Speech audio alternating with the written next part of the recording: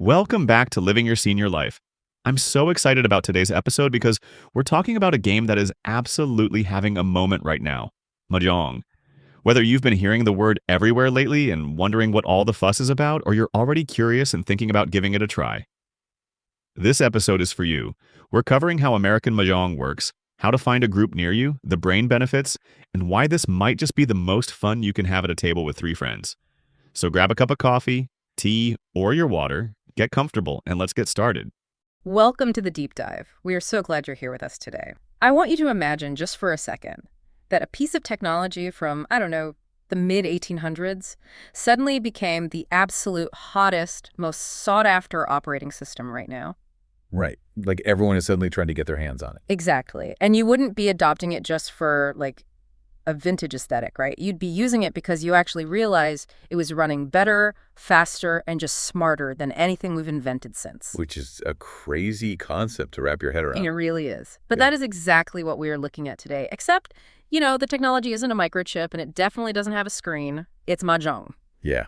And it is incredibly rare to see a cultural artifact not just survive all these years, but actively explode in popularity across entirely new demographics. Right. I mean, we're looking at a massive resurgence of a game that originated in mid-1800s China, and it is having an undeniable cultural moment right now. Totally. And we've got a really great stack of materials for this deep dive to help us figure out why. Our primary guide is this comprehensive piece called The Modern Senior's Essential Guide to Mahjong. Which is a fantastic foundation. It is, and we are blending that with some really heavy-hitting research out of NPR, PubMed Central, and Science Direct. So our mission for you today is to uncover exactly why this seemingly old-school tile game is actually the ultimate shortcut to sharpening your brain, fighting modern isolation, and even connecting with younger generations. And I think the best part is we're going to show you how you can actually start playing without feeling completely overwhelmed by what looks like a really steep learning curve. Okay, let's unpack this. Because from the outside looking in, it can seem like a lot. It really can. But when you look at the mechanics and the environment the game creates, it operates as this highly unique intersection of cognitive therapy and social architecture. Social architecture. I like that phrase. Yeah, I mean, it is doing things for the human brain and the human spirit that very few activities can manage simultaneously. And to really understand how it does that, we kind of have to look at the anatomy of the game, right? How it evolved. Like we mentioned, it started in China in the mid-19th century. Right. But when it made its way to the United States in the early 20th century, it didn't just stay a static import. By the 1930s, it had essentially evolved into its own distinctly American version. And the structural changes there were significant. Historically, the game has maintained a deeply devoted following in the U.S., right? Particularly among Asian American families, for whom it's this incredibly beloved tradition. Yeah. And also among Jewish American women who have been playing it religiously for decades. But the version most commonly played in American senior centers, local game groups, and now sprawling all across the internet, American mahjong, it diverged from the Chinese original in some very specific mechanical ways. Right. Let's look at the actual hardware differences first. Because, if you open a mahjong box without knowing anything, it can look a little intimidating. Oh, absolutely. All those tiles. Yeah. So Chinese mahjong typically uses 144 tiles, and the winning combinations are fixed. You learn them once, and they just don't change. Right. But American mahjong bumped the tile count up to 152. They added 8 jokers and 8 flower tiles. But the really wild twist, the thing that completely changes the DNA of the American game, is how you actually win. Yeah, what's fascinating here is that, like you said, in the Chinese version, you learn the winning hands once, and you have them for life. You know what you're aiming for. Right. But in American mahjong, the valid winning combinations are dictated by a card that is published every single year by an organization called the National Mahjong League. The NMJL. Exactly, the NMJ. 8 is literally like a mandatory software update for your brain. Think about it. You spend an entire year mastering the game, you figure out your favorite strategies, you memorize all the winning combinations on the card, and then boom. Yep. April rolls around. A new card comes out, the rules completely shift, and you literally have to start all over again. And by forcing that reset every single year, the game inherently prevents itself from ever becoming just rote memorization. Right. You can't just coast. You really can't. You cannot put your brain on autopilot in American mahjong. Just as those neural pathways get really comfortable and efficient at recognizing last year's winning hands, the NMJL introduces a brand new set of patterns. You are forced to constantly adapt and rebuild your strategic frameworks from scratch. Which perfectly explains why this game is such a high-powered workout for your brain. Because the rules are literally changing annually, it fires up this cognitive engine under the hood. It really does. Because the overarching goal, it sounds simple enough, right? You want to be the first person to assemble a hand of 14 tiles that perfectly matches one of the combinations on that year's NMJL card. Sounds easy on paper. Exactly. But the execution requires an immense amount of mental heavy lifting. Well, just keeping track of the tiles is a workout in itself. I mean, if you're looking at a set, you've got your suits, right? There are the dots, which literally look like little circles. The bams, which is short for bamboo, they look like little sticks. And the cracks, or characters, which have these traditional Chinese numerals on them. And all of those are numbered 1 through 9. Right. Then you throw in the winds, so north, east, south, and west. Plus the dragons, which are red, green, and white. And then on top of all that, you have the flowers and those 8 jokers we mentioned earlier. The wild cards. Yeah, the jokers act as wild cards that can substitute in a group of 3 or more identical tiles. But, and this is key, you can never use a joker to complete a standard pair. Oh, wow. So you can't just rely on a lucky wild card to finish off the easy parts of your hand. You have to really work for it. You do. And you aren't just looking at your own tiles either. That's where it gets really complex. Right, because everyone else is playing at the same time. To play well, you have to actively recognize complex patterns on your own rack, sure.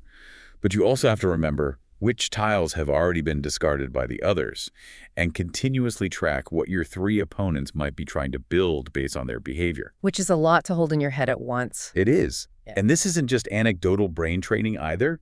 The medical evidence backing this up is incredibly robust. Yeah, I was actually blown away by the data in the research we looked at. So PubMed Central notes that players age 60 and older show stable or even improved cognitive function over time, which is huge. Massive. And they also show measurably better eye-hand coordination compared to non-players. And then Science Direct points to enhanced short-term memory.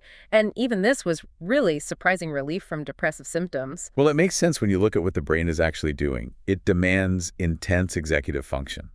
Meaning your brain is constantly juggling working memory, flexible thinking, and self-control all at the exact same time. It's just constantly crunching numbers in the background. Right. You are holding multiple possibilities in your short-term memory while continuously recalculating probability based on new information. I mean, every single time a tile is drawn or discarded, the math of the game changes, and your brain has to process that shift instantly.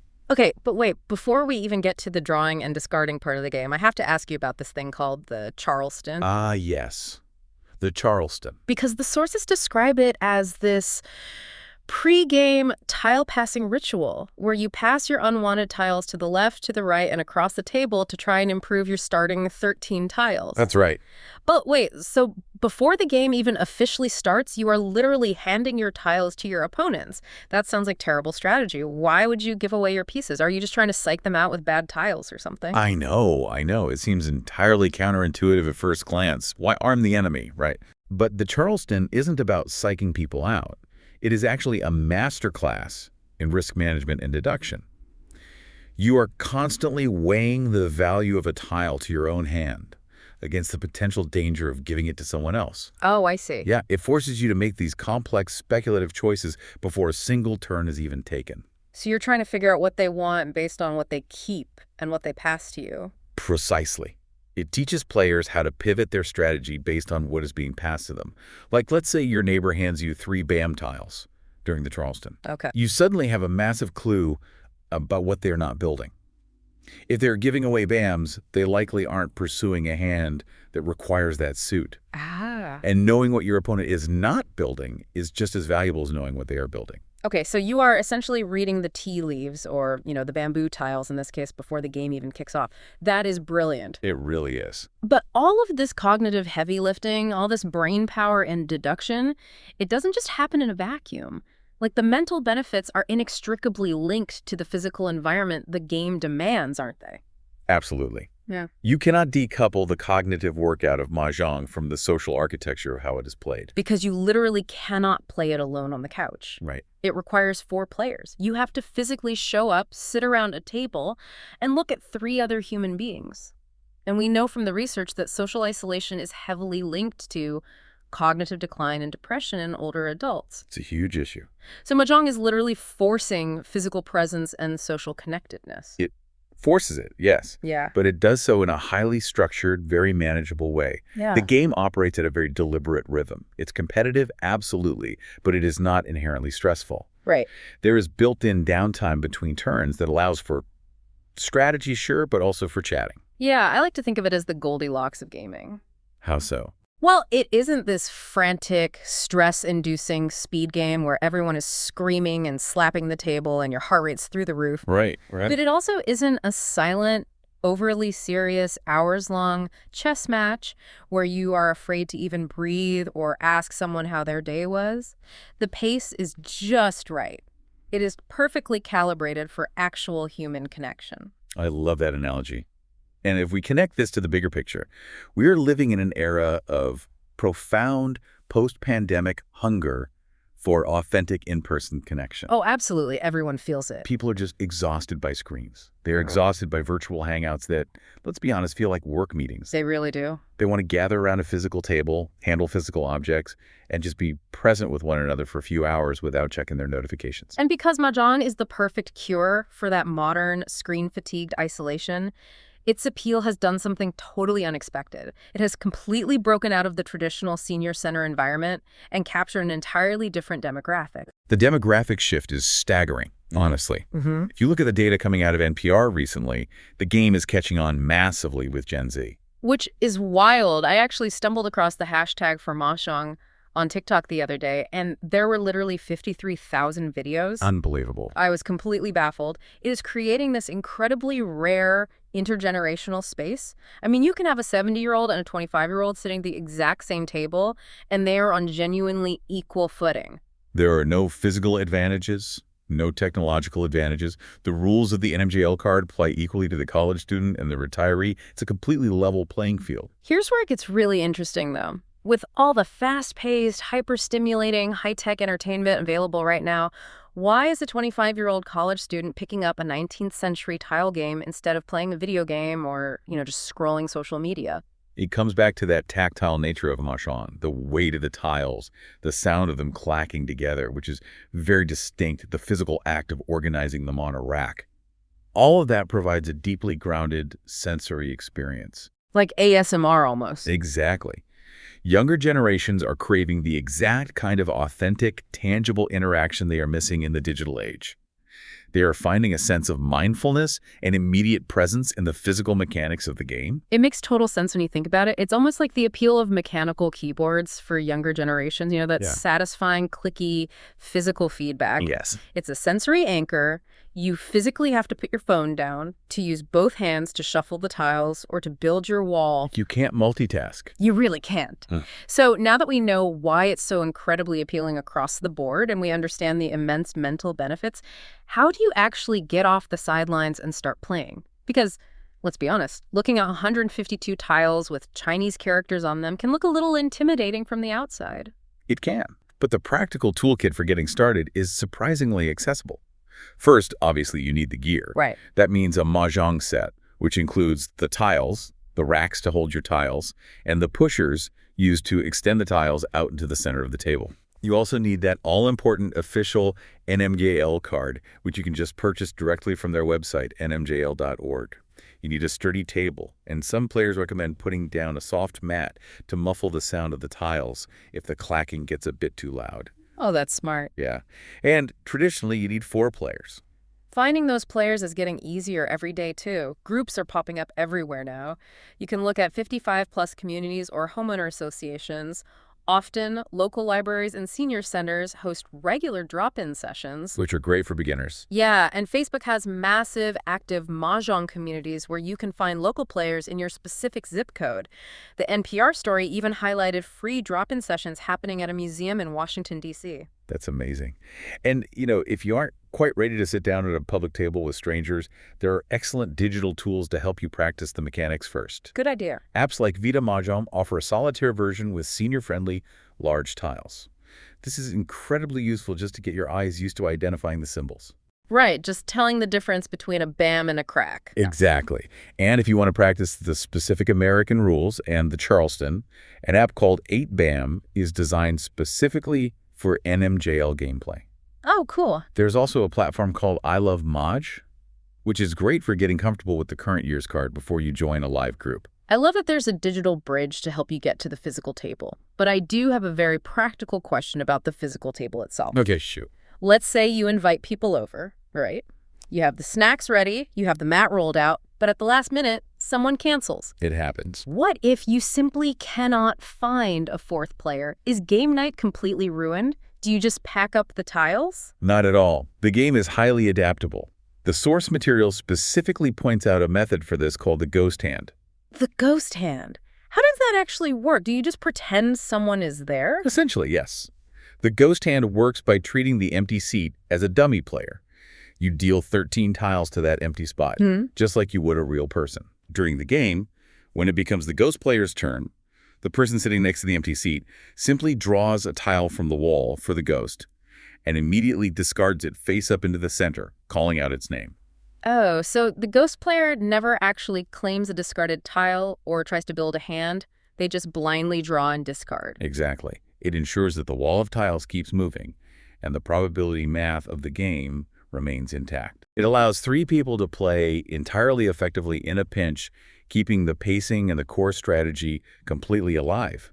You aren't sidelined just because of a sudden scheduling conflict. That is such a relief. Nobody wants to cancel game night over a flat tire or a late meeting. No, definitely not. So what does this all mean? When we look at all the evidence, all the history and the mechanics, mahjong truly checks every single box. It is a brilliant, mentally stimulating workout that keeps your brain firing on all cylinders because you are constantly calculating probability. Yeah. It forces you out of isolation with a pace that is deliberately designed for human connection. It's the ultimate shortcut to staying sharp and staying socially engaged, whether you are playing with your peers or learning alongside a Gen Z college student. It really is a remarkable synthesis of cognitive challenge and community building. But, this raises an important question, one that extends far beyond the mahjong table. Oh. Yeah. If a game's secret to keeping the aging brain elastic and fully engaged is the fact that its rules change every single year via that NMJL card, what other areas of your daily routine should you artificially scramble or update annually to prevent yourself from running on mental autopilot? Wow. That is something to think about. Thank you so much for spending time with us today on Living Your Senior Life. If today's episode has you curious about mahjong, I'd love for you to head over to the blog, where you'll find the full written guide with everything we covered today, plus a lot more detail on the tiles, the NMJL card, and what you need to get started. The link is in the show notes. And if you know someone who might enjoy this episode, a neighbor, a friend, someone in your community, please share it with them. That's how we grow this community, and it means the world to us. And as always, until next time, take care of yourself and live your best senior life.